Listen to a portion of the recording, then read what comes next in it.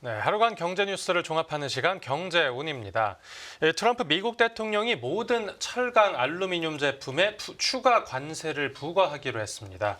또 상호 관세를 통해 불공정 무역에도 강력하게 맞서겠다는 의지를 밝혔는데 그 관련 내용 홍 기자의 뉴스 포인트에서 살펴보겠습니다. 지금 자리에 홍경표 기자 나와 있습니다. 안녕하십니까? 안녕하세요. 네, 트럼프 대통령이 지난주까지만 해도 이제 한 발 물러서는 네. 듯 했었는데 지금 다시 보호무역주의 의지를 다시 드러냈습니다. 맞습니다. 트럼프 2기 행정부의 핵심 경제 정책이라고 할 수 있는 이 관세 차례로 구체적으로 공개가 되고 있습니다. 예. 또 새로운 관세 폭탄이 예고가 됐는데요. 네. 트럼프 미국 대통령은 오늘 아침에 현지 시간으로 오는 10일에 미국으로 수입되는 모든 철강과 알루미늄 제품에 대해서 25%의 관세를 부과하겠다고 밝혔습니다. 네. 트럼프 대통령은 미국으로 들어오는 어느 철강이든 25% 관세를 부과받게 될 것이다. 알루미늄도 그렇다. 이렇게 답을 했습니다. 네네. 트럼프 대통령은 1기 행정부 시절에 국가 안보를 이유로 해서 철강 제품에 25% 관세, 알루미늄 제품에는 이제 10%의 관세를 부과한 바 있는데요. 당시에 우리나라는 미국과 협상을 통해서 철강 관세를 면제받는 대신에 수출 물량을 제한하는 쿼터제를 수용했습니다. 이번에 새로 발표되는 관세 같은 경우는 철강과 알루미늄에 추가가 되는 것이죠. 네, 그 철강 업계 하면 지금 일본 제철이 US 스틸을 인수하려는 시도가 있었는데 이걸 맞습니다. 트럼프 대통령이 막았다가 이번에 네. 투자하는 거에 대해서는 좀 허용을 하기로 했습니다. 네, 일본 제철은 미국 철강 기업 US 스틸을 인수하려고 하는데요.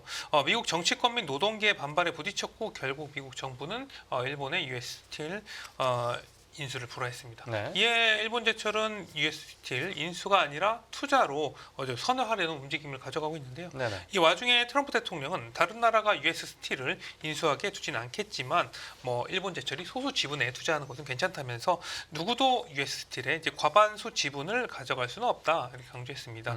그러니까 경영권을 일본에는 넘겨주지는 않겠다는 이야기죠. 네. 트럼프 대통령은 US 스틸이 미국의 위대한 기업이었지만 나쁜 정부와 경영 때문에 쇠락했다. 관세는 US 스틸을 매우 성공적인 기업으로 만들 것이라고 말했습니다. 네, 또 트럼프 대통령이 상호 관세, 그러니까 다른 나라들이 미국에 부과하는 세금을 똑같이 매기겠다라고 됐다고요. 맞습니다. 트럼프 대통령은 오는 11일이나 12일에 상호 관세라는 걸 발표하기로 밝혔는데요. 네네. 이 상호 관세라는 것은 이제 상대국이 미국 상품에 부과하는 높은 과세율만큼 이제 미국이 상대국 동일 상품에 낮게 적용해온 관세율을 이제 높여주겠다는 것이죠. 네. 트럼프 대통령은 미국의 관세 등 불리한 교역 조건을 적용하는 국가와 공평한 교역을 위해서 상호 관세를 부과하겠다고 공약을 했었습니다. 네네. 하지만 이 상호 관세라는 정확한 개념을 구체적으로 설명하진 않았어요. 그래서 그 범위와 수준에 시장에 관심이 쏠리고 있습니다. 트럼프 대통령은 매우 간단하게 만약 그들이 우리한테 관세를 청구하면 우리도 그들에게 청구할 것이다. 그게 전부다. 이렇게 이야기하기도 했는데요. 네. 상호 관세를 언제 적용하냐는 질문에는 거의 즉시라면서 하지만 나는 세부 내용을 발표할 것이며 이건 다른 나라를 포함해서 모두에게 좋을 것이다. 그들이 우리에게 130%의 관세를 부과하는데 우리는 아무것도 부과하지 않는다면 그런 상황이 계속되지는 않을 것이라고 말했습니다. 네.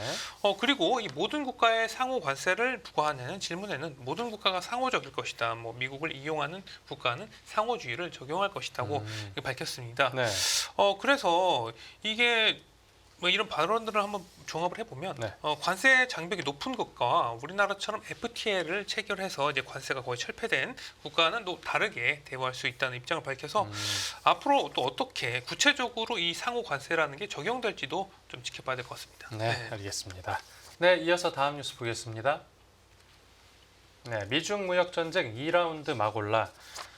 트럼프 대통령이 중국에는 이제 관세 유예를 하지 않고 그냥 부과했었는데 이제 중국이 예고했던 대로 보복을 시작했다고요. 맞습니다. 중국이 도널드 트럼프 미국 대통령의 중국에 대한 10% 보편 관세 인상에 맞서서 10일부터 보복 관세 부과를 드디어 개시했습니다. 네. 그러니까 무역 전쟁 2라운드가 개시된 것이다 이렇게 볼 수도 있겠는데요. 네. 앞서 미국 정부는 트럼프 대통령이 펜타닐 문제에 대한 중국의 대응 부족을 이유로 해서 지난 4일에 중국산 수입품에 10% 관세를 부과하자 즉각적으로 맞대응 조치를 발표한 바 있습니다. 미국산 석탄 LNG에는 15% 관세, 원유, 농기계, 대형 점업, 픽업 트럭 등에는 10% 관세를 더 올리겠다 이렇게 밝히기도 했었는데요. 네.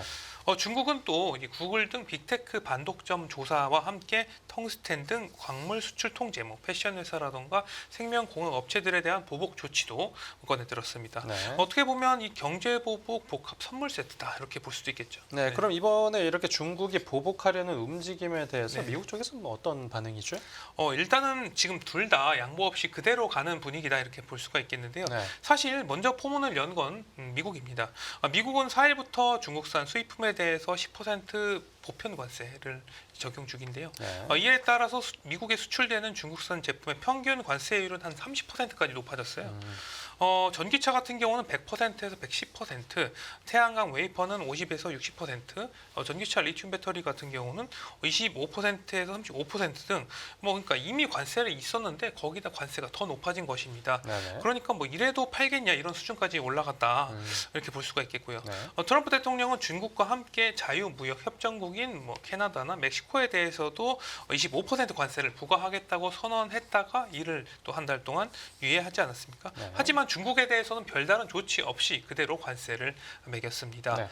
트럼프 1기에 이은 무역 전쟁 2라운드를 일찌감치 예상해온 중국 같은 경우는 미국 조치보단 범위가 좁지만 이 표적에 집중한 관세 인상과 전략 물자로 분류되는 자원을 틀어주면서 반격에 나서는 모습이었습니다. 예. 중국은 미국의 관세 인상이 개시된 당일에 미국을 WTO에 제소하는 한편 앞에서 이야기들은 미국산 수입품의 관세를 또 매기기 시작했어요. 네. 일각에서는 중국이 이 관세 인상을 발표는 했지만 10일부터 시작하겠다면서 며칠 좀 여유를 줬다는 점과 대화와 협상으로 문제를 해결할 의향이 있다고 밝힌 점 등을 근거로 해서 양국이 합의점을 찾을 수도 있겠다. 이런 분석이 나왔지만 결국에는 이 10일이 지나서 둘 다 관세 조치가 부과되면서 분쟁이 본격적으로 시작됐다. 이렇게 볼 수가 있겠습니다. 네, 그럼 이제 앞으로 상황이 좀 어떻게 흘러가겠습니까? 일단은 서로 한 대씩 이제 공격하긴 했지만 아직은 대화의 여지가 남아있다는 분석이 나오고 있어요. 네. 양국이 서로 관세 인상을 주고받으면 미국은 기업과 소비자 또 부담 증가를 감내해야 되고요. 중국 같은 경우는 이 미국의 수출길이 상당히 많이 막히기 때문에 타격을 입을 수밖에 없는 입장이다 이렇게 볼 수가 있겠습니다. 네. 그리고 중국 같은 경우는 지금 부동산 시장도 침체가 돼 있고 내수도 상당히 힘든 상황에서 수출길까지 이렇게 막힌다고 하면은 상당히 어려워지는 상황이라고 볼 수가 있겠고요. 그래서 네. 일단 협상 의지를 공식적으로 유지는 하고 있긴 합니다. 하지만 관세 인상 이 추세가 하루아침에 끝날 것 같지는 않고 네. 글로벌 이제 전선 확대가 점쳐지면서 미국도 중국도 이에 대비하는 모습을 보이고 있습니다. 네. 그리고 미국 트럼프 행정부의 궁극적인 목표를 또 파악하는데도 시간이 걸릴 것이라는 관측도 있고요. 네, 알겠습니다. 네, 이어서 다음 뉴스 보겠습니다. 네, 미국에 이어 첨단 장비 수출 통제 강화한 일본, 네덜란드. 네, 미국만 중국 반도체를 견제하는 게 아니죠. 그 그렇죠. 동맹국인 일본하고 또 네덜란드도 규제에 동참했습니다. 맞습니다. 미국이 대중국 수출 통제를 강화하는 가운데 일본과 네덜란드 등도 이제 수출 통제 강화에 함께 나서는 것으로 나타났어요. 네. 무역 안보 관리원은 리포트에서 일본은 대중 반도체라던가 신기술 관련 수출 규제를 계속해서 강화하는 분위기라고 밝혔습니다. 네. 일본 정부는 지난달 31일에 반도체와 양자 컴퓨터 등 신흥 기술에 대한 수출 통제 개정안을 발표했습니다. 네. 이번 조치로 일본 정부는 반도체 장비 22종, AI 2종, 양자 컴퓨터 6종 등에 대한 수출 통제 조치를 또 추가했어요. 네. 이 반도체 AI, 웨이퍼 관련 장비가 수출 통제 대상에 추가되거나 통제가 강화됐고요. 거기에다가 네덜란드 같은 경우도 중국에 대한 수출 통제를 강화 중입니다. 네덜란드는 지난달 15일에 첨단 반도체 제조 장비에 대한 독자적인 수출 통제 개정안을 발표했는데요. 예. 네덜란드는 고대역폭 메모리, HBM 등 생산에 필수적인 장비라던가 네. 첨단 반도체 노광 장비 등 수출 통제를 강화하기로 결정했습니다. 네. 그리고 네덜란드의 세계 최대 반도체 장비 업체죠. 이 ASML이 주로 취급하는 장비 같은 경우도 수출 통제에 포함이 됐어요. 네. 시장에서는 네덜란드가 미국과 유사한 수준의 통제 범위와 어떤 기술 사양을 도입하면서 주요국 반도체 제조 장비 통제에 적극적으로 대응하고 있다 이렇게 분석하기도 됐습니다. 네, 그러면 이번 조치가 이제 우리 반도체 산업에 미칠 영향도 짚어보면요.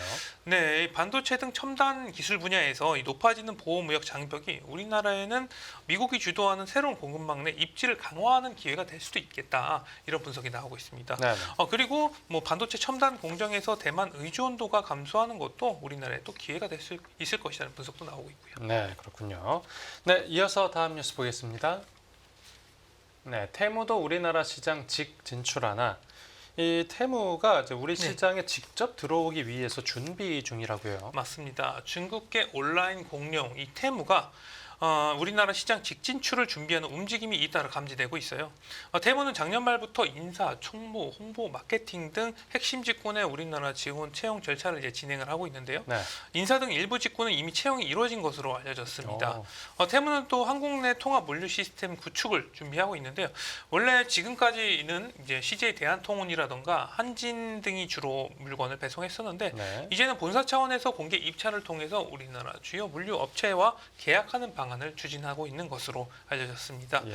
업계는 이 테무의 이런 움직임을 한국 사업의 현지화 또는 시장 직진출을 위한 사전 작업으로 해석을 하고 있고요. 네, 그 전에 이제 알리익스프레스라는 업체가 이제 우리나라에 먼저 네. 진출을 해서 이 성공하는 모습을 보고 따라하는 거겠죠. 알리익스프레스는 2019년 처음으로 한국어 판매 사이트를 열어서 영업을 시작을 했습니다. 네, 네. 이후에 뭐 마동석이나 탕웨이 등을 모델로 쓰면서 공격적인 마케팅에 나섰고요. 2023년 8월에 한국 법인인 알리익스프레스 코리아를 설립하고 사무소도 열었습니다. 네. 이후에 한 하반기 2023년 하반기에 우리나라 직원들을 채용하면서 현지화 절차도 밟았고요.